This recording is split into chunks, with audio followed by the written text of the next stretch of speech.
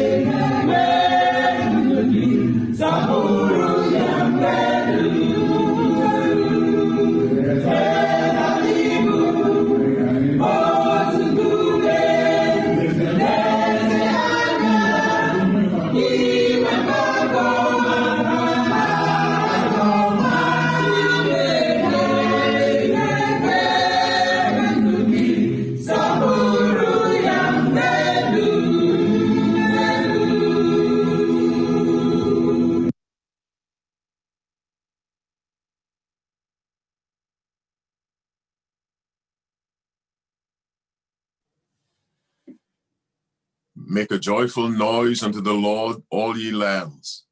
Serve the Lord with gladness. Come before his presence with singing. Know ye that the Lord, he is God. It is he that hath made us, and not we ourselves. We are his people, and the sheep of his pasture. Enter into his gates with thanksgiving, and into his courts with praise. Be thankful unto him, and bless his name, for the Lord is good. His mercy is everlasting, and his truth endureth to all generations. I extend happy Sabbath greetings to all those connecting to this service. I thank God for the blessed honor of fellowshipping with the First Igbo Seventh-day Adventist Church.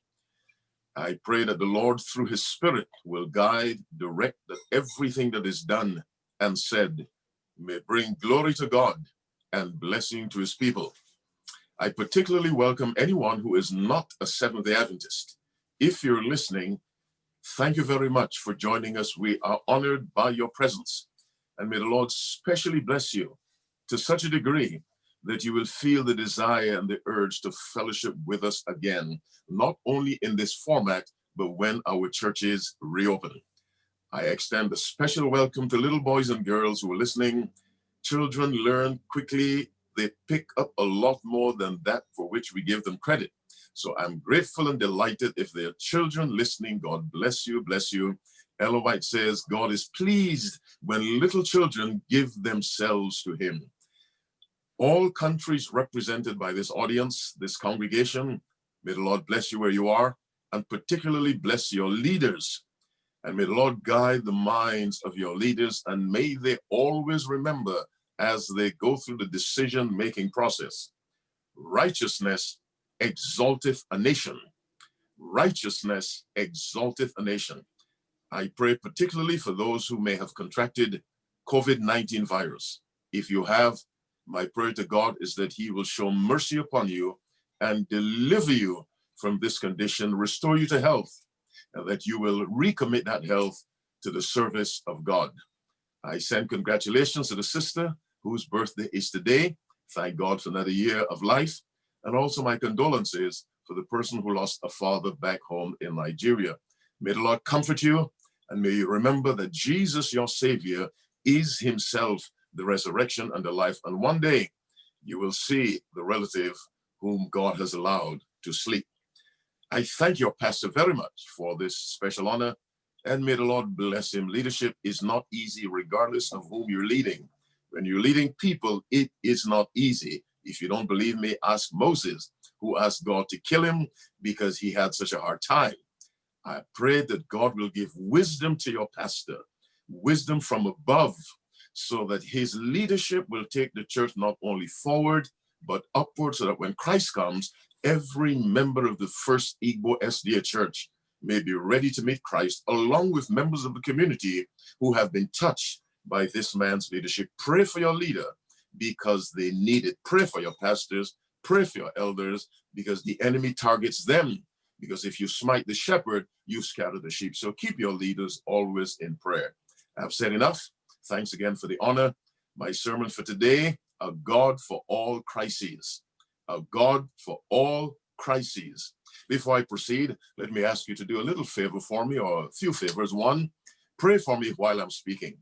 All you have to say is, Lord, put your words in that man's mouth. This is a very serious request. It is based on Jeremiah chapter 1, verse 9, which says, Then the Lord put forth his hand and touched my mouth. And the Lord said unto me, Behold, I have put my words in thy mouth.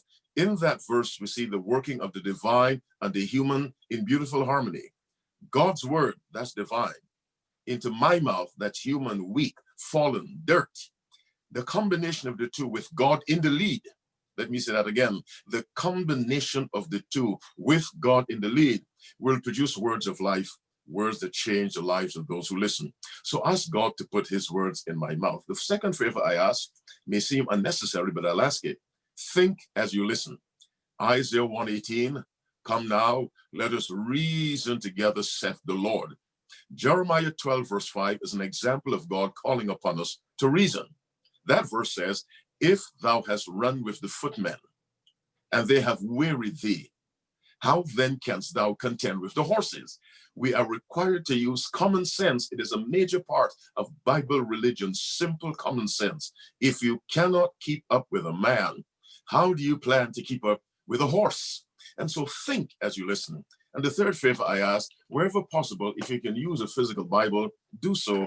We are so attached to gadgets that we find it difficult to set them aside. So if you can use a physical Bible, feel the book in your hand, do so. But if not, make sure your phone does not ring. I was on a bus many years ago in Los Angeles at the airport, and this young man came to the driver and said, I lost my phone. Have you seen it? The driver said, no. The man said, my entire life is on that phone. That's what he said. And it really touched my heart when he said it. I felt badly for him. Your life should not be on a phone or on an iPad or on a tablet. Your life should be in the hands of God. I understood what he meant, but he said, my entire life is on that phone.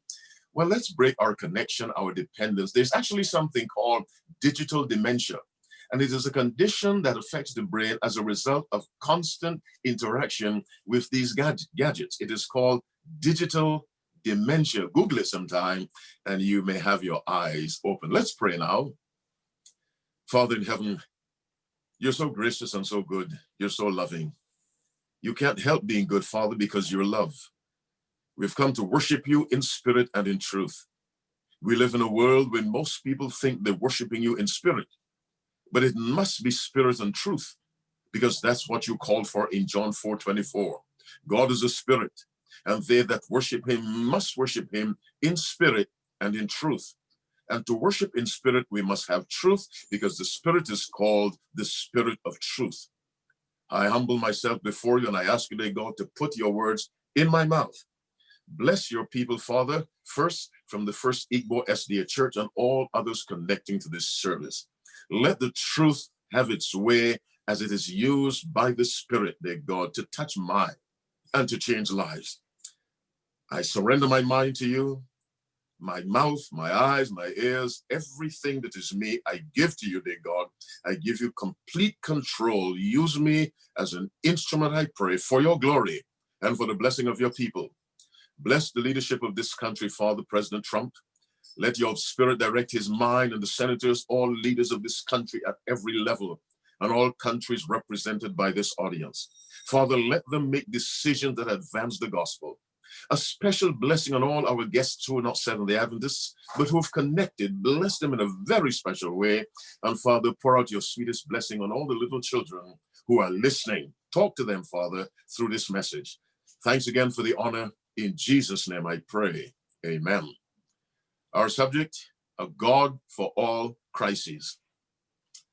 God does not change. Circumstances change, but God does not change.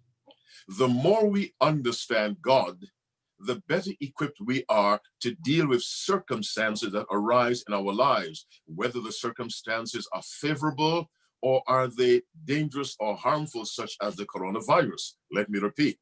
The more we understand God and who he is and how he functions, the better we will be equipped to deal with and respond to circumstances that arise in our lives. The Bible says in Psalm 145, verse 17, the Lord is righteous in all his ways and holy in all his works. It takes faith to accept what that verse is saying. The Lord is right. He is always right in all his ways and holy in all his works. In other words, God cannot do anything wrong. God does not do anything wrong. God will not tempt you to sin. God will not create a situation that leads you to sin. God does not do that. He is righteous in all his ways and holy in all his works. Let's learn something else about God. Jeremiah chapter 29, verse 11 says this, and it's a familiar verse. For I know the thoughts that I think towards you, saith the Lord, thoughts of peace and not evil, to give you an expected end or a blessed outcome. God says, I do not have evil thoughts about you. 1 Corinthians 13, verse 5.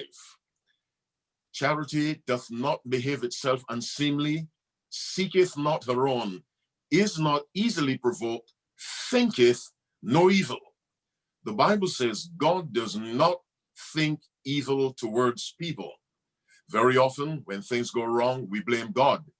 But we're told in John 15, verse 25, but this cometh to pass, that the word might be fulfilled that is written in their law, they hated me without a cause. What that verse is saying, no one has ever had and will ever have a good reason to be angry with God, because God is good, just, holy, and we wrap all of that up in the one word, God is love. So the man or the woman, and that includes me, who has ever been angry with God has been angry with God without a cause, because God is righteous in all he does and holy in all his works. Let us look at an example of the goodness of God, and I want to use the word the mercy of God. You know, Psalm 103 verse 8 says, the Lord is merciful and gracious, slow to anger, and plenteous in mercy. In Micah 7, verse 18, the Bible says, he delighteth in mercy. And of course, the Sermon on the Mount, blessed are the merciful, for they shall obtain mercy, because that's the way God is. When God sent angels to tell Lot that God was about to destroy Sodom and Gomorrah, Lot spoke to his relatives. They did not listen. The angels realized that only Lot would be saved from that city.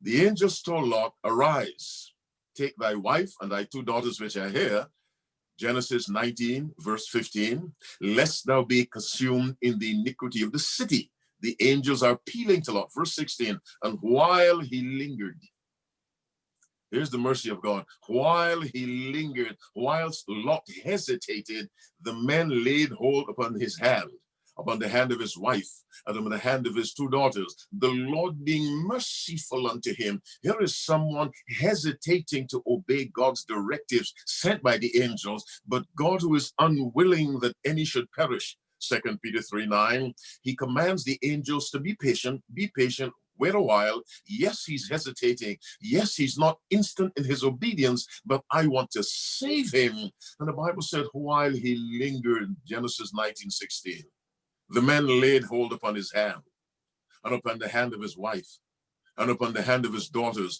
the Lord being merciful unto him. In Patriarchs and Prophets, page 161, paragraph 1, Ellen White writes about this incident. Oh, how great the mercy of God towards his erring children. In verse 17, the Bible says, and it came to pass when they brought him forth abroad, that they said unto him, escape for thy life. Look not behind thee, neither stay thou in all the plain. Escape to the mountain, lest thou be consumed. The angels speaking to Lot, telling him what God had told them to say. God's word was, escape to the mountain, lest thou be consumed. That's where safety is. Verse 18, Lot said unto them, oh, not so, my Lord. Behold, now thou hast shown mercy to thy servant, and thou hast magnified thy mercy which thou hast shown unto me in saving my life. And I cannot escape to the mountain, lest some evil take me and I die. Lot said, look, you have shown me favor and mercy. You've shown that to me. I cannot go to the mountain lest some evil take me. The word evil there means something unfortunate, like an attack by an animal or falling into a pit or falling off a cliff. It does not mean sin. He said, behold, this city is near to flee unto, and it is a little one, verse 20. Oh, let me escape thither. Is it not a little one, and my soul shall live? God said, go to the mountain. Lot said, let me go to the city. And again, I refer you to Ellen White's words in Patriarchs and Prophets, page 161, paragraph 2. Oh, how great the mercies of God towards his erring children. Lot had an alternative to give to God. God said the mountain. Lot said, what about the city? But God is so eager to save, he said, okay. And in verse 21 of Genesis 19, the Bible says, and he said unto him, see, I have accepted thee concerning this thing also, that I will not overthrow the city for the which thou hast spoken. God said, okay, Lot, okay. You don't want to go to the mountain? Fine, go to the city. I will still spare your life. This is an example of the great mercy of God. In verse 16, Lot lingered, he hesitated. God commanded the angels, grab him, pull him out of the city, because God saw in the heart of Lot was a genuine desire to do God's will. God saw that. God does not save against our will. But we still see the mercy of God in the angels taking Lot by the hand and pulling him out of the city. We see the mercies of God again when God said, go to the mountain. Lot said, let me go to the city. And God said, okay. And as God's servant said, how great the mercy of God towards his erring children. God is a merciful God. He is loving. He is kind. He does not have evil thoughts, not even towards those who live a life contrary to his will. God does not have evil thoughts, not even towards the devil. It is impossible for a God of love to have evil thoughts. This is the God we serve, and our subject is a God for all crises. Let's bow our head. I'll pray again before I continue. Father, continue to speak through me, God. Give me simple language that everyone at every age level might understand. In Jesus' name I pray. Amen. We'll go to Matthew 25 and take a look at the great mercy and love of God for us. Matthew 25, in that chapter, we have the parable of the sheep and the goats. We're all familiar with that parable. Matthew 25, we'll begin reading at verse 31, and I read from the King James Version of the Bible. When the Son of Man shall come in his glory, and all the holy angels with him, then shall he sit upon the throne of his glory. And before him shall be gathered all nations. And he shall separate them one from another, even as a shepherd divideth his sheep from the goats. And he shall set the sheep on his right side, but the goats on the left. Then shall the king say unto them on his right hand, those the sheep, those who are saved, come ye blessed of my Father, inherit the kingdom prepared for you from the foundation of the world. Matthew 25, verse 34. Come ye blessed of my Father, inherit the kingdom prepared for you from the foundation of the world. To prepare, in other words, to set in order, to arrange, to have in place ahead of time. This is a very, very significant verse. It tells us that long ago, even before Adam and Eve were made, before the world was made, God had us in his eternal mind. And his thought for us was that one day we would have a place in his kingdom. This is Jesus speaking. Come ye blessed of my Father. Inherit, in other words, you are an heir, a joint heir with me. The heir is someone who inherits the treasures of the family, the father, the mother. Jesus says, inherit the kingdom prepared for you. Remember what Jesus said in John 14, 1-3? Let not your heart be troubled. You believe in God? Believe also in me. In my Father's house are many mansions. If it were not so, I would have told you, I go to prepare a place for you. And if I go and prepare a place for you, I will come again and receive you unto myself, that where I am, there ye may be also. And so I say again, come ye blessed of my Father, inherit the kingdom prepared for you from the foundation of the world. God has had us in mind from time immemorial. I cannot explain it. I simply accept it as the word of God. He thought of us, and a place in his kingdom was his will for us. Now, that's what he says to those on the right, the sheep. Listen to what the king says to those on the left. Verse 41, then shall he say also unto them on his left hand, depart from me, ye cursed, into everlasting fire, prepared for the devil and his angels. We have the word prepared in verse 34. Come, ye blessed of my Father, inherit the kingdom prepared for you from the foundation of the world. Actually, before the foundation of the world. In verse 41, we have the word prepared again. But this time, that preparation is the place of destruction for the devil and his angels, not people. And I pause that you may consider what I just said. Verse 41, Matthew 25. Depart ye cursed into everlasting fire, prepared for the devil and his angels. Human beings were not in God's mind when he arranged that evil angels and Satan would be destroyed by the fires of hell. Human beings were not in God's mind, and I must stress that until you get it. In his mind, he had a kingdom for us. For Satan and his angels, he had destruction by fire. That is not an act of viciousness. It is godly justice, which is an expression of love. Because a demon would suffer in heaven. A sinner would suffer immeasurably in the new world, where all is love and unselfishness. That person would beg to be put out of his or her misery. So the destruction of the sinner is a favor to the sinner. You may not see how, but it really is. It is an act of love from a God who can only act in love. Let's review. Matthew 25:34. The king tells the sheep, the faithful, the redeemed, come into the kingdom prepared for you from the foundation of the world. We're talking about a God for all crises. The king tells the goats who resisted his appeals and his overtures and his gospel, who denied him, depart from me, ye cursed, into everlasting fire, prepared for the devil and his angels. Which leads to this question: why will there be people in hell when hell was not prepared for people? I want you to think of that from your own standpoint as I think about it from mine. Listen again. Remember the favor I asked you. Think.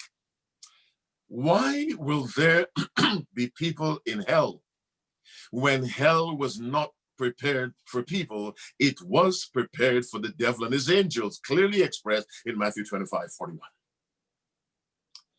First, we must see the goodness of God in preparing a kingdom for us and destruction for those who rebelled against his kingdom many, many years ago, long before the world was made. There was rebellion in heaven. Now, let me talk about the rebellion in heaven for a while. Some people say, well, God was harsh to throw Satan out of heaven. He was Lucifer, he became Satan. No, God was not harsh. God is long-suffering. God is patient. We can learn that God was long-suffering to Lucifer just by observing how Jesus Christ dealt with Judas, because Judas was a representative of Satan.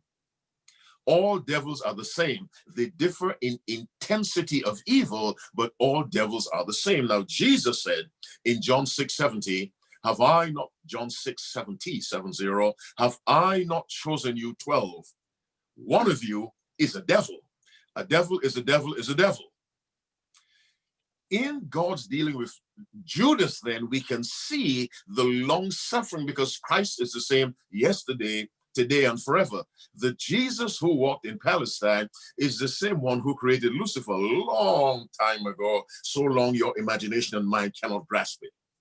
If you read John 13, we won't go there now, but Jesus kept dropping hints to Judas to let him know that he knew what he was up to. But Judas would not recant. He would not repent. He would not turn back. Even though his mind was to betray Christ, Christ still kept him among the disciples, worked with him, blessed him, sent him out on missions. But Judas's heart was to betray Christ. But Christ persisted with him for the entirety of his 3.5-year mission, public mission.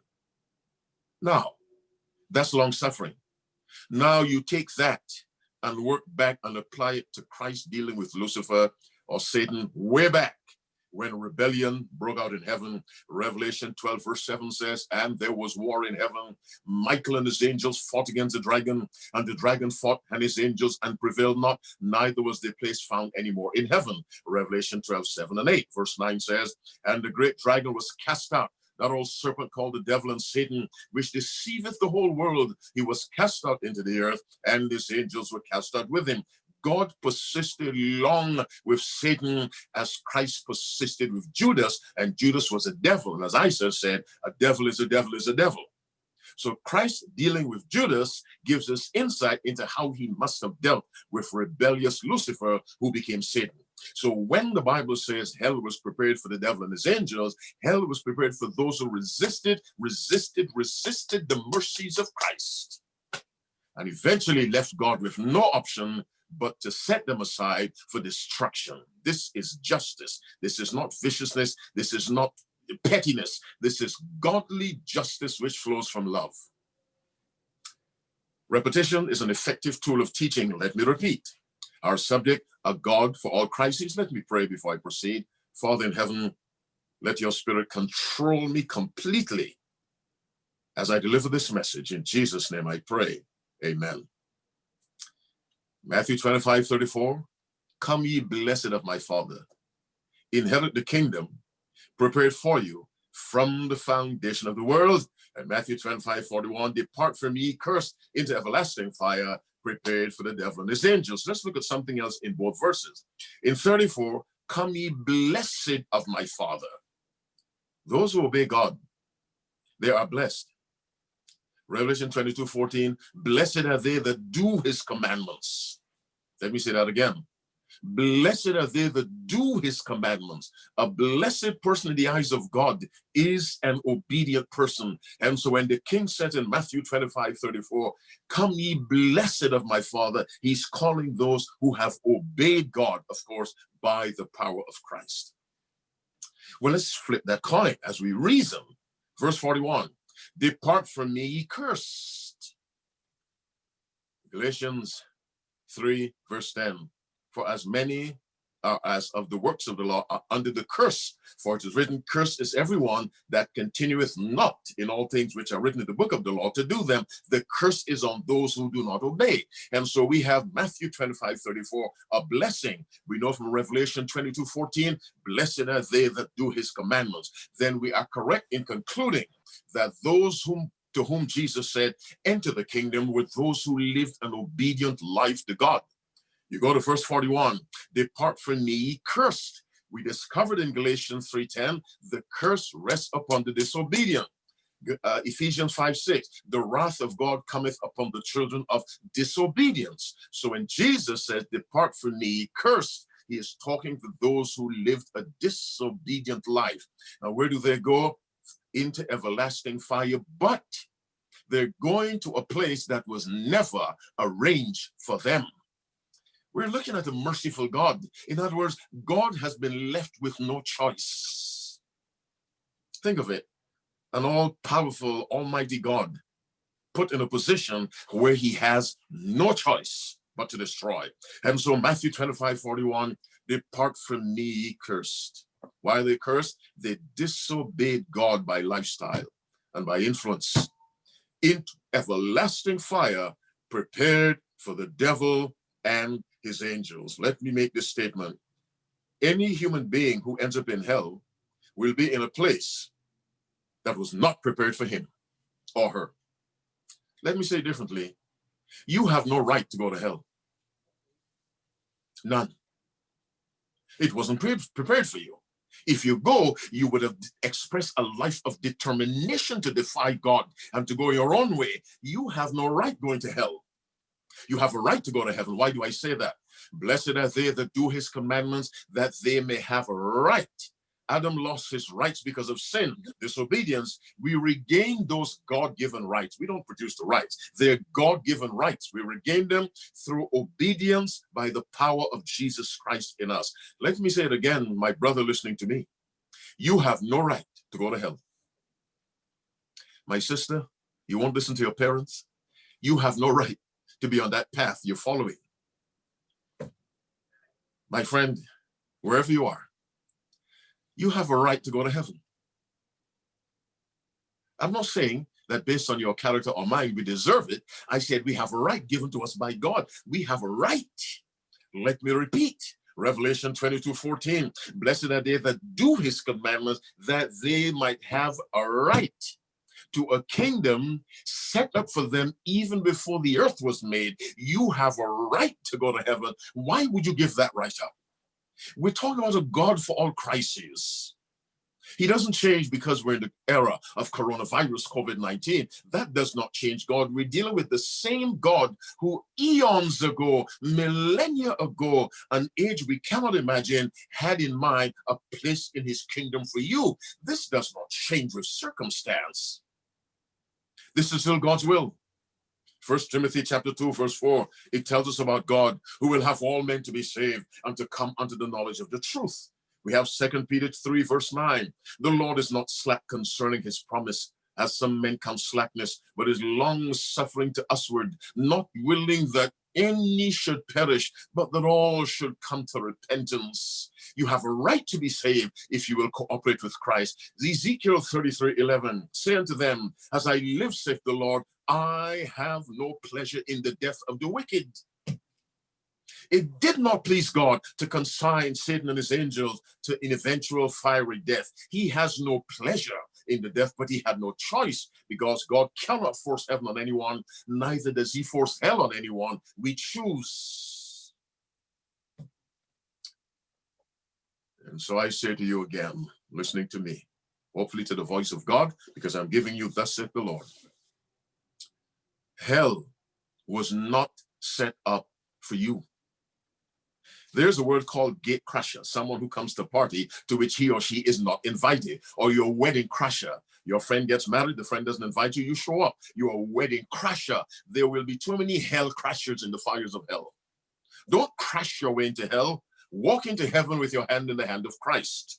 This is the God we serve, a God for all crises, whether things are going well or things are going badly. We serve a God who does not change in his desire to do what is best for you and eventually to usher you into his kingdom of grace, his kingdom of glory. Right now, we are in the kingdom of grace, those who obey God, but he's eager to usher us into the kingdom of glory, a God for all crises. Now, let me ask this. But before I ask it, let me pray. Father, continue to be with me through the Spirit, I pray, in Jesus' name, amen. If you are currently going through a difficult time, are you tempted to blame God, to view God as hard and harsh and unaware of your condition? Do you feel God is blessing others but not blessing you because he gave your girlfriend a husband, you haven't gotten one? He gave your girlfriend a child, you don't have one. Do you think God has forgotten you? How can you accuse God of forgetting you when long before you were born, God arranged a place in his kingdom for you?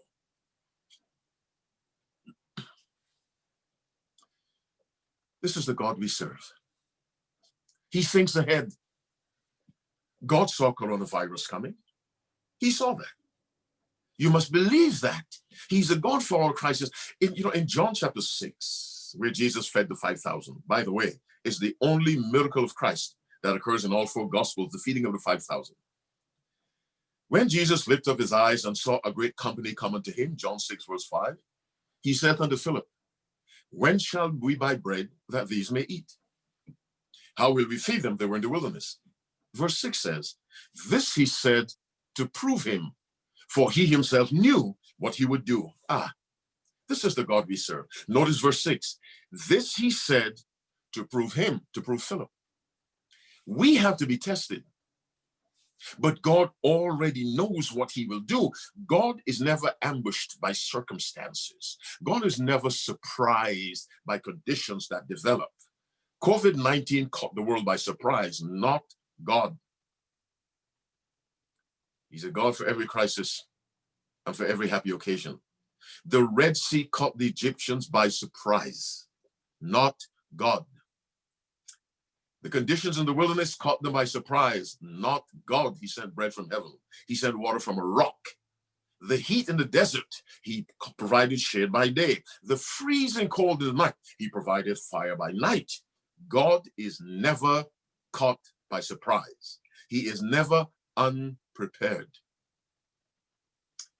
If there's a crisis in your life you're going through now, it should bring peace of mind to know that God saw it coming before it came. Christ knew what he would do to feed that gathering in the wilderness, but the disciples had no clue. So when he said to Philip, when shall we buy bread that these may eat? Verse 6 says, this he said to prove him that he himself knew what he would do. Philip answered him, 200 pennyworth of bread is not sufficient for them, that every one of them might take a little. Philip looks at the little money he had, or the disciples had, 200 pennyworth. He said, Jesus, look, we can't feed 5,000 plus men and women with just, $2. What's wrong with you, Jesus? How are we to do that? He probably forgot he was looking at the man who was both man and God. He probably temporarily forgot this was the man who said, let there be light. This was the man who said, who was also God, let the earth bring forth grass. This is the one of whom it is said in Genesis 2:9, and out of the ground made the Lord God to grow every tree that's pleasant to the sight and good for food. This is the God in man form who said to Philip, how shall we feed them? He had to test Philip, but he already had the solution in hand. God desires us to grow. And this COVID crisis may be used by God to test our faith, not to drive us to despair where we say God has forgotten us. No, no, no. God does not allow a circumstance that may drive us to despair. We are driven to despair when we take our eyes off God. Peter walked on the water until he took his eyes off Jesus. We serve a God for all crises. Whether it's a medical emergency, some of you may have lost your jobs. God saw it coming. He already knew what he would do. Never forget John 6:6. This he said to prove him, for he himself knew what he would do. Someone wrote me from Zimbabwe, I think, and said, this lockdown, God sent it for me, that I might spend time in his word.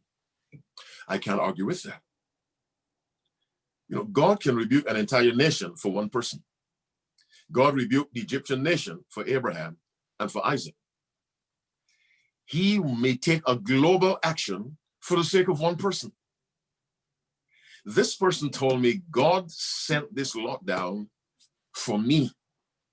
I'm too busy with my career. I'm trying to get a second PhD. I want 2 more children.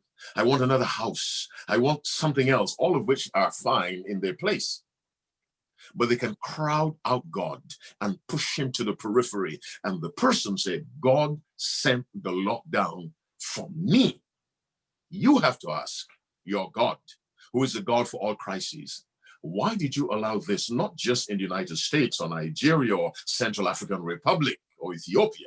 Why did you allow it into my life? What are you trying to say to me? Are you trying to get my attention? God will do anything to get your attention, even if that thing is painful. Why? Because he wants you with him.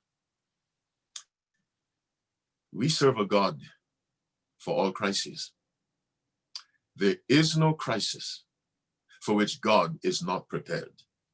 The ultimate crisis is sin. And God had a preparation plan in case we sinned. We did through Adam. Well, Adam sinned and we inherited his nature, and God had a response to that. That is why Christ is called, Revelation 13:8, the Lamb slain from the foundation of the world. God does not forget his people. He plans ahead for any crisis they may encounter. When God sent Moses, Exodus 3, to tell Pharaoh, let the Israelites go, God told Moses, I already have a land picked out for them. It is a land flowing with milk and honey. God didn't bring them out and then decide, now, where will I put them? He had a land flowing with milk and honey. 2 million slaves escaping from Egypt. This was crisis. Into the wilderness. This is crisis. A wilderness is typically associated with no food, no water, harsh conditions where you quickly die. God had preparations for these crises, and he led them to a land flowing with milk and honey. Their time in the wilderness was a test. The land of milk and honey is coming, the physical land of milk and honey. A relationship with God is a land of milk and honey spiritually, because crises should not determine our relationship with God. It exposes it, but does not determine it. God has a plan for you. He knows why he allowed this into your life. If the coronavirus vanishes tomorrow, something else will come, because we have to be regularly tested that God may let us see where we are in our relationship with him. The father of the faithful Abraham was severely tested by something 1,000,000 times worse than the coronavirus, which was sacrifice your only son, God said, even though Abraham already had Ishmael, who was about 14 years older than Isaac.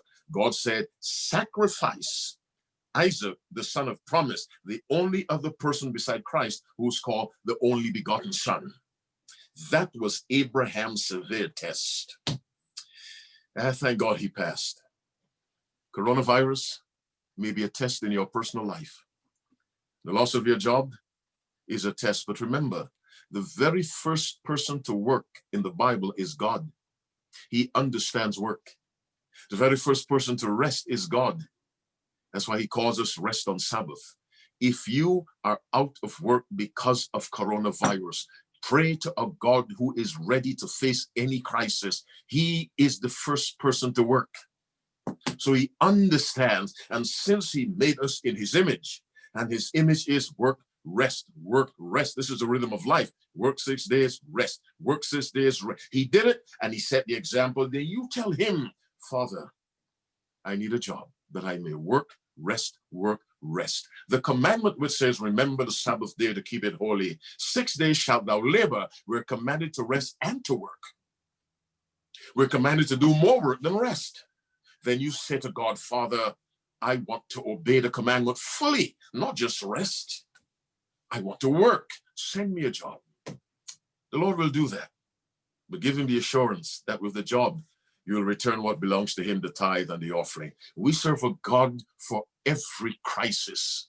Regardless of your age, children have crises. They don't understand why the parents said, no, that's a crisis for a child. Little brother, little sister, you have a crisis? Go talk to Jesus. Young parent, you have a crisis raising the child? Go talk to God. He is a God for all crises. He thinks no evil. Every act he performs is an act of love. And before I close, and I hope you'll take time to meditate, not just rush off to lunch, meditate on the spiritual food. Matthew 25:34. Come ye blessed of my Father, inherit the kingdom prepared for you from the foundation of the world. That's how God was thinking of us. Verse 41, depart from me cursed into everlasting fire. When God came up with a system of hell as a means of destruction, he did not have you in mind, just Satan and his angels, and he had no choice because Satan would not yield to the long-suffering appeals of God. God's thought for you before you were made was one of blessing, salvation, and an eternal place with him in his kingdom. Let me say what I said earlier. Based on Matthew 25:34, inherit the kingdom, and Revelation 22:14, blessed are they that do his commandments, that they may have right. The blessed in Matthew 25:34 are the obedient ones. You have a right to be in the kingdom of God if your life is given to Jesus. You have no right to go to hell because it was not set up for you. But if you persist in living a life of rebellion against God, you will end up in a place where you will be viewed as a gate crusher, and the punishment the devil suffers and his angels will be the very one you suffer. Thus you will brand yourself a devil because you receive the same punishment. Accept the right to go to heaven. Exercise that right through Jesus Christ. Obey God. And then one day, you will not have to read the Bible. You will literally hear Jesus say to you, "Come, ye blessed of my Father, inherit the kingdom prepared for you from the foundation of the world." Let's pray. Father in heaven, thank you for your word. It's simple, straightforward, when studied honestly. I'm asking you that God bless everyone who heard this message, without exception. You have said of yourself, you're not willing that any should perish. If you mean that, do all you can to save everyone who connected to this program. 2 Peter 3:9, the Lord is not slack concerning his promise, as some men count slackness, but is long suffering to usward. Let me repeat, Father, long suffering. Father, there may be someone listening to this message who for years have rejected the Spirit. There may be parents praying for some rebellious son for years in drugs and alcohol, whatever else, and the person will not come to you. You're long suffering. Why? You're not willing that any should perish. Well, Father, if you meant those words and you don't lie, do what is necessary to bring people to you. You had to humble Nebuchadnezzar to save him. If that's what it takes, Father, humble that man listening to me. Humble that woman. For their own sake, when Jesus comes, they will be glad. Please, God, show us your mercy again, afresh. As human beings, we forget very quickly. Remind us of your goodness, Father. Provide employment for those who lost their jobs. If anyone listening to me has the coronavirus, heal that person, Father, because sickness was never your will. Heal that person, dear God. The Bible says we love him because he first loved us. Show mercy in healing. And Father, let that merciful act draw that person to your bosom. Bless the First Igbo SDA Church in every possible way. A special blessing on the children. And Father, walk with the pastor the way you walked with Moses, dear God. That his leadership may be a reflection of the very leadership of God. Thanks again for this honor. Save us when you come, Father. Remember the guests who tuned in. Bless them in a very special way, I pray, with thanksgiving. In Jesus' name, amen.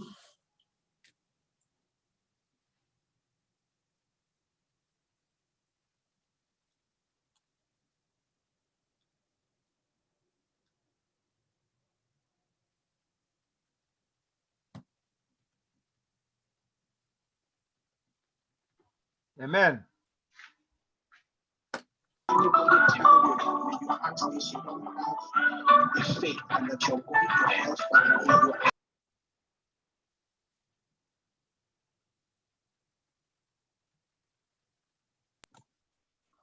Again, we thank the Lord that he has again led, as I did say,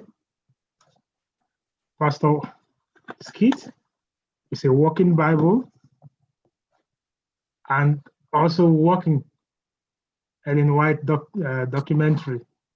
So we always bless the Lord that he can bless us, and he has used him mightily today. To God be the glory. Mm-hmm. And we will continue to bless the Lord.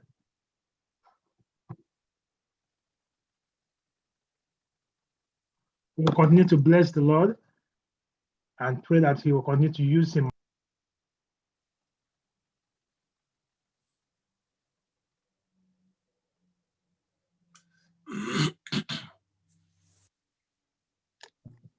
Pastor, mute yourself.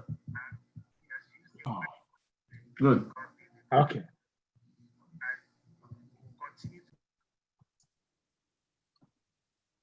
Yes. So you did not hear me all through. We had part of what you said, but go ahead. Again, as I said, thank you, Pastor, that the Lord brought you. And as I said, he's a walking Bible, and the Lord has always used him mightily. And the Lord will continue to use you mightily. You can see he can quote from all the versions without using looking inside any of them. Pastor Skeete, just know that we are so blessed to have you. Praise And God. we thank the Lord for Mhm. using you. And we ask that the Lord will continue to bless each one. Remember the key text there. Hell was meant for the devil, was not meant for man. That's right. And that we should always remember. So we find ourselves there. That was not where the Lord meant for us. We are the ones there. To God be the glory for the message and the messenger. Closing song.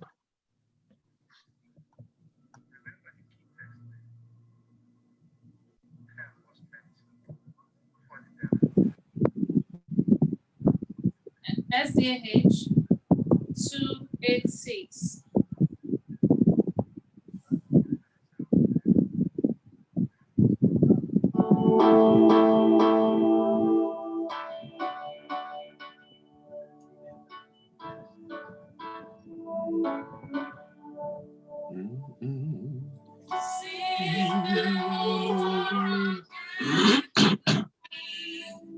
Wonderful words of mine. Let me roar of your beauty sing. Wonderful words of life. Words of life and beauty. Teach me faith and beauty. Beautiful words, wonderful words, wonderful words of life. Beautiful words, wonderful words, wonderful words of life. Christ the blessed one gives to all. Wonderful words of life. Sing a lost to the loving God. Wonderful words of life. Oh, so freely given. Moving us to heaven. Beautiful words, wonderful words, wonderful words of life. Beautiful words, wonderful words, wonderful words of life. Sweetly echo the gospel call, wonderful words of life. Offer pardon and peace to all, wonderful words of life. Jesus, only Savior, sanctified forever. Beautiful words, wonderful words, wonderful words of life. Beautiful words, wonderful words, wonderful words of life. Amen.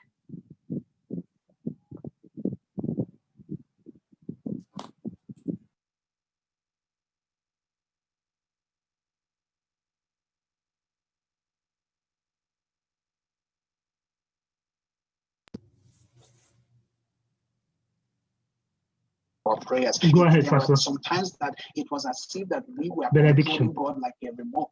It was as if that Did I pray? Yes, Pastor, go ahead. Yes, Pastor. Go ahead, Father in Pastor. heaven, thank you for the worship service we had. God and God has. Thank you for the ministry of the word. May your people be led and directed by this unfailing, life-giving word. Bless the host church in every way. Bless the leadership. Bless those who listen, Father. Keep us faithful day by day, that when you come, we may be ready to meet you in peace. Keep your hands over us and protect us from the conditions that currently exist, the coronavirus. Hear this humble prayer, Father. We offer it from our hearts in Jesus' name. Amen. We fall, Lord, in my Savior, will surrender, Lord, my be. Now go, west I we follow.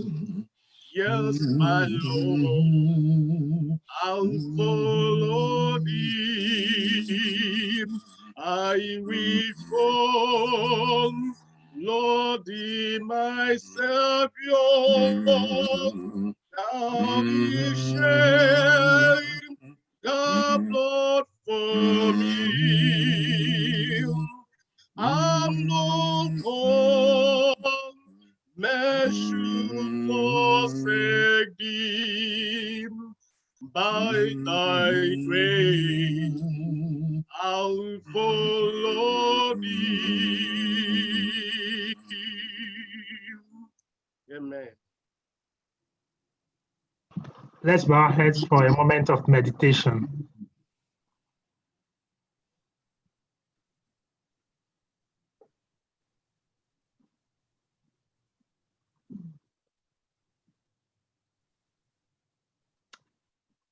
Begin to round up your prayer.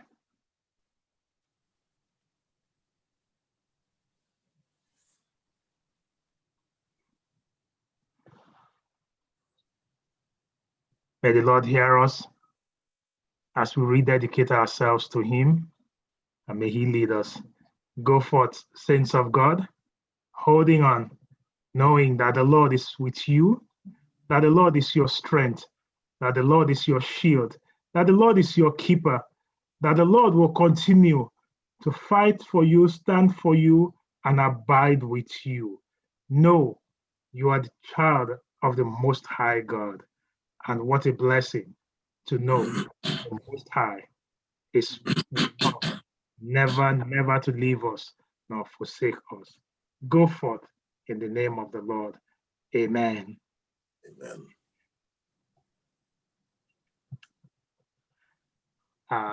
This is the time, Pastor, and with that we have our